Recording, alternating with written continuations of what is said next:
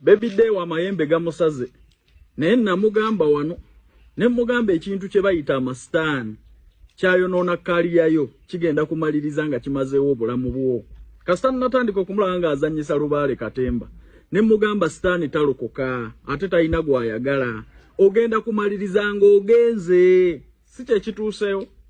Nali naye ku live ya Kabaata. Ne mugamba wegendereze nnyo. Oleme kufa nga tolokose. Baby day ne mugamba sitaani oyo gwozannyisa Ludo.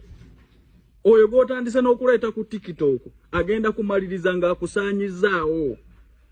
Bangambye emmoroka yabadde yeevuga yokka.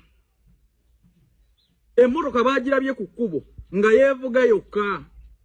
Nga Lubaale amutwala Magombe. Naye ne mugamba baby day weegendereze nnyo. At least lokoka. Sitaani takwagala agenda kumaliriza nga amazeewo obulamu bwo. Nga amayembe agafudde Katemba. Ne mugaya baby day ogenda kufa.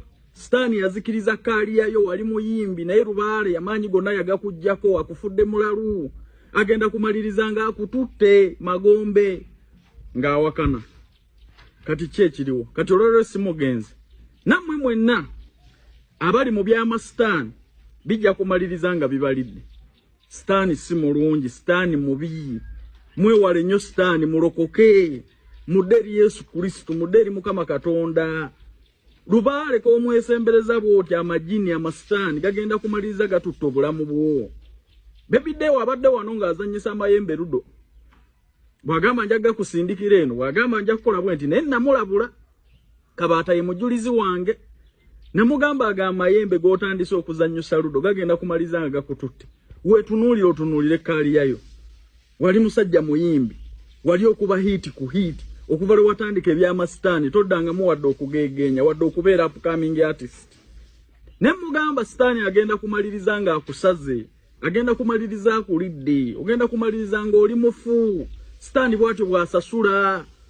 Bannange mwegendereza ebintu by'amayembe ebyo majini. Muve ku Lubaale, muve ku mizimu mulokoke muderi Yesu Kristo.